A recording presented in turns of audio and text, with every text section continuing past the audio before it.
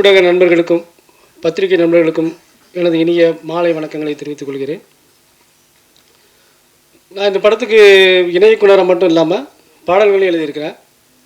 பாடல் எப்படி எழுதுனேங்கிறது ஒரு இன்சிடெண்ட்டு தான். இந்த படத்துக்கு முதல்ல டம்மி லிரிக்ஸ் தான் நான் எழுதினேன். ஒரு பெரிய பாடலாசிரியர் வச்சு பாடல் எழுதுறதா தான் இருந்தாங்க. சார் வந்து டம்மி லிரிக்ஸ் எல்லாம் பார்த்துட்டு எனக்கு போதுமான அளவுக்கு சிறப்பாக இந்த வரிகளே இருக்குது, அதனால் சுரேஷே பாட்டெல்லாம் எழுதிட்டோன்னு மிகப்பெரிய எனக்கு ஒரு வாய்ப்பை கொடுத்துருக்காரு. இயக்குனர் சரண்டர் சாருக்கு என்னோட நன்றியை தெரிவிச்சுக்கிறேன். தேவ் சரண் ஹீரோ ஒரு பியூரான ஸ்லேட்டு மாதிரி மிக சிறந்த ஒரு ஹீரோவாக வரக்கூடிய வருவார். இப்போ தமிழ் இண்டஸ்ட்ரியில் ஒரு ஹீரோ டிமாண்ட் இருக்குது. ஒரு பெரிய ஹீரோ கூட அரசியல் கட்சி ஆரம்பித்து நடிக்கிறதை விட்டுட்டு அரசியலுக்கு போகிறான்னு சொல்கிறாங்க. இந்த டிமாண்ட் இருக்கிற சமயத்தில் ஒரு 6 அடிக்கு அட்டகாசமாக உயரமாக பர்சனாலிட்டியோட ஒரு குவாலிஃபைடாக ஒரு ஹீரோ நமக்கு கிடச்சிருக்காரு.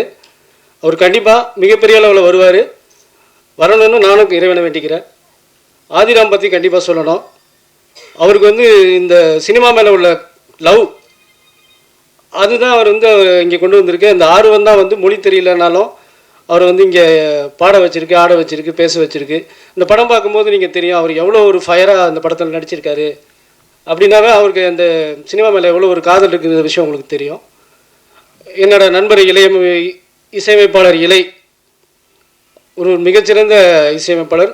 ஆள் சாதாரணமாக இருந்தாலும் ஒரு கிண்ணசக்கெல்லாம் பண்ணி ஏற்கனவே சாதித்தவர், இன்னும் மிகப்பெரிய அளவில் சாதிப்பார்.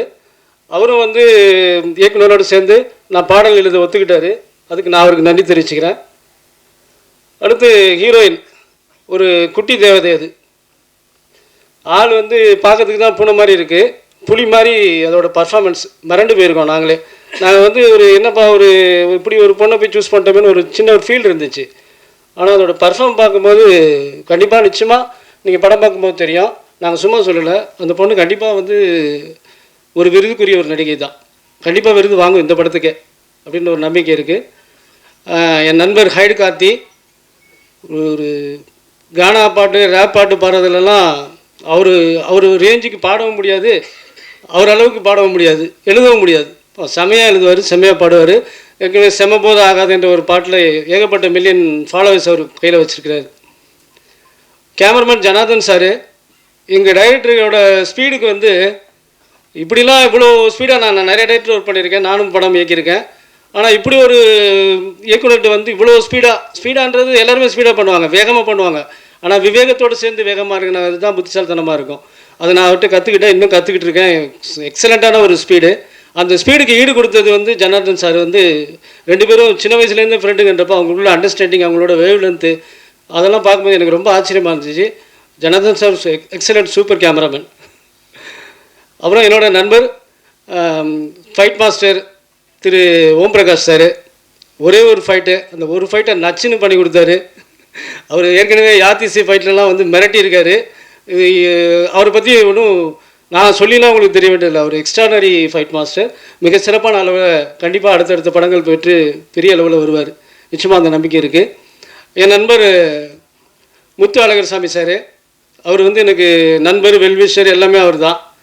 அவர் வந்து இந்த படத்தில் நடிக்கும்போது ஆள் ரெக்கடாக இருக்கார். இது வந்து ஒரு இன்னசென்ட் கேரக்டரு, ஒரு வேலைக்காரன், ஆனால் வந்து படத்தோட டர்னிங் பாயிண்ட்டான விஷயம் அப்படின்னு சொல்லி அவர் நடிக்க மாட்டேன்னு சொன்னார்.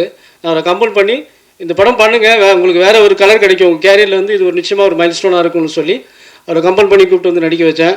அவரை நான் கூப்பிட்டு வந்தது நடிக்க வச்சதுக்கு டைரக்டர் என்னை வந்து ரொம்ப பாராட்டினார். ஒரு நல்ல ஆர்டிஸ்ட்டை கூப்பிட்டு வந்திருக்கீங்க, அவர் அடுத்த படத்தில் இன்னும் மிகப்பெரிய பாத்திரம் கொடுக்கணும் அப்படின்னு சொல்லி டைரக்டர் சொல்லியிருக்காரு. அவர் கொடுப்பாருன்னு அவரும் நம்பியிருக்காரு.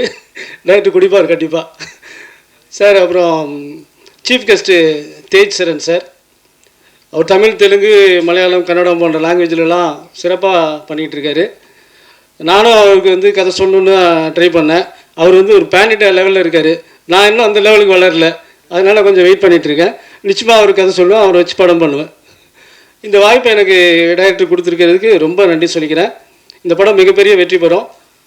யூத்துங்களுக்கு முக்கியமாக பிடிக்கும். சின்ன பசங்களை குறி வச்சு ஓடிடி குறி வச்சு இப்போ அந்த நிலமையில தான் இருக்கோம். சின்ன படங்கள்லாம் வந்து ஓடிடியை தான் வச்சு பண்ண வேண்டிய நிலமையில் இருக்குது.